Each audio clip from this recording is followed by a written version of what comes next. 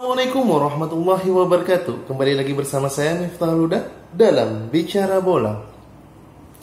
Pada kesempatan kali ini kita akan membahas lanjutan Liga Premier League antara Crystal Palace menghadapi Manchester City. Ya, kita tahu bahwa di pertandingan pertama di musim ini Manchester City mengalami kekalahan di kandang sendiri menghadapi Crystal Palace. Pada waktu itu skor berkesudahan 2-0, di mana Aymeric Laporte pada waktu itu mendapati kartu merah. Sekarang Manchester City menghadapi Crystal Palace dan di kandang dari Crystal Palace. Akan tetapi momok dari Crystal Palace tentunya masih terbenam di benak Manchester City. Ya, kalau kita diibaratkan bahwa Crystal Palace ini merupakan salah satu tim yang sangat menyulitkan bagi semua tim. Bahkan ketika menghadapi tim kecil atau setara dengan dia, mereka selalu menang. Akan tetapi ketika menghadapi tim-tim besar yang notabene menguasai pertandingan seperti Liverpool, seperti Manchester City, seperti Arsenal, Chelsea, mereka cenderung bertahan dan mengandalkan counter attack. Tapi di pertandingan kali ini Manchester City tidak bisa mengantisipasi kejadian yang akan terjadi ketika total defense yang diterapkan oleh Crystal Palace dimulai. Kita bahas pertandingannya. Kalau kita melihat dari starting line up yang ada, tentunya kita sadar bahwa Manchester City pada dasarnya memiliki kekuatan untuk memenuhi kemenangan di pertandingan kali ini. Kita tahu di depan ada Jack Grealish, Phil Foden, Riyad Mahrez yang memiliki kecepatan dan memiliki cut inside untuk masuk ke dalam sehingga menciptakan banyak peluang. Ditambah Bernardo Silva dan Kevin De Bruyne. Maka dari itu saya yakin bahwa pertandingan ini akan dimenangkan oleh Manchester City. Tapi nyatanya tidak. Crystal Palace ini sedari awal starting line up diturunkan, saya sudah yakin bahwa mereka akan bertahan dengan menempatkan banyak pemain dan mengandalkan kecepatan pemain seperti Metea, Wilfried Zaha dan Eze. Tentunya pemain-pemain ini sangat-sangat cepat dan memberemotkan untuk pertahanan dari Manchester City. Terus apa yang dilakukan oleh Pep? Oke, di pertandingan babak pertama Manchester City itu menguasai pertandingan, akan tetapi banyak kesalahan elementer sehingga membuat Manchester City agak sedikit keteteran di menit-menit awal.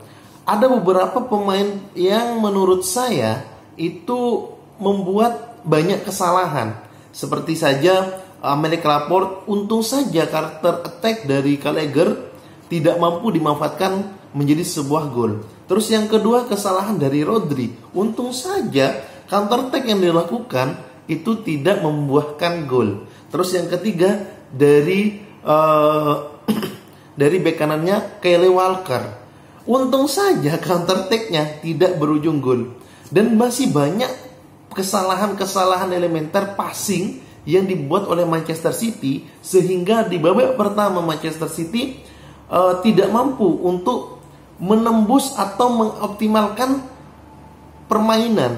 Akan tetapi dengan begitu Manchester City juga banyak melakukan terobosan atau banyak melakukan tendangan shooting ke dalam ke gawang dari Crystal Palace, baik dalam kotak penalti maupun di luar kotak penalti.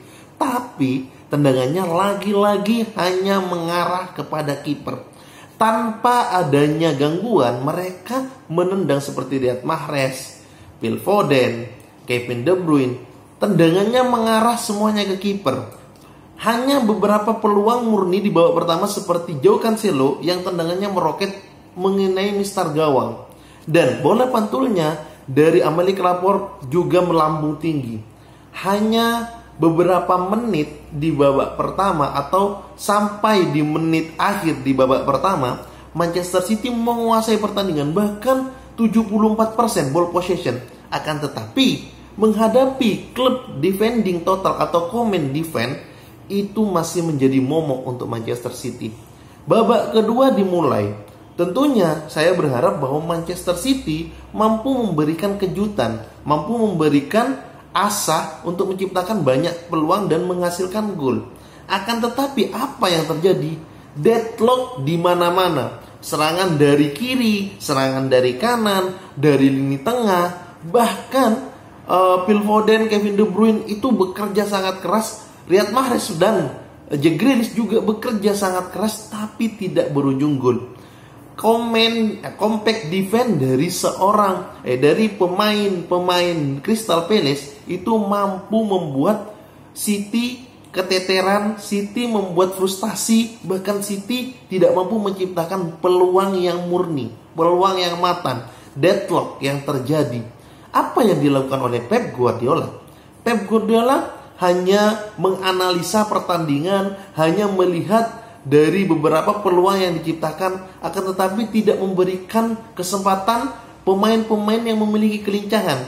Karena kita tahu bahwa ketika defense yang sangat ketat yang dilakukan oleh kubu lawan, kita harus bisa menusuk, menerobos ke lini pertahanan, bahkan kita bisa memanfaatkan seorang striker murni.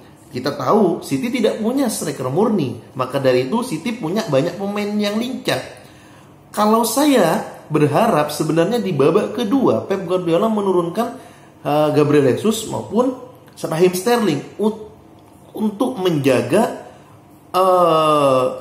stabilitas di lini depan. Karena Jack Grealish maupun Riyad Mahrez dan Phil Foden itu sangat-sangat dijaga ketat, atau defense dari yang dilakukan oleh pemain bertahan Crystal Palace itu sangat-sangat dalam sekali.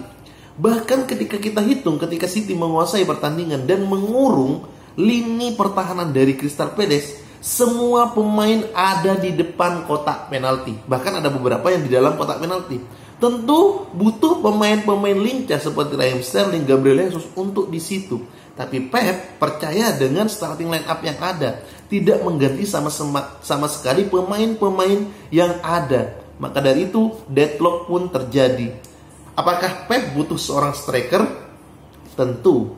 Dan jawabannya adalah striker yang mampu menjaga bola, striker yang mampu membaca keadaan situasi untuk umpan-umpan silang, striker yang mampu untuk menciptakan banyak peluang. Tapi City tidak punya untuk saat ini setelah sepeninggal dari Kun Aguero. Kalaupun di musim akhir ini Pep tidak bisa menciptakan Lion Delap sebarang striker murni, maka dari itu Pep harus punya antitesis ketika menghadapi klub-klub yang notabene bertahan total atau compact defense seperti Crystal Palace ini. Tentunya Pep tidak mau ketika di ujung gelar mereka disalip oleh Liverpool. Liverpool ini pada dasarnya masih punya satu tabungan pertandingan, sedangkan selisih poin dari City ke Liverpool cuma berkisar 4. Maka dari itu ketika Liverpool memenangkan pertandingan di pekan ke-29 atau ke pekan yang tertunda itu, maka dari itu hanya selisih 1 poin. Tentu sangat riskan untuk Manchester City yang notabene telah lama berada di puncak dan sempat unggul 9 poin dari peringkat kedua.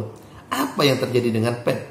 Apa yang terjadi dengan City? Kenapa City menghadapi klub-klub yang notabene compact defense sangat sulit untuk dipecahkan?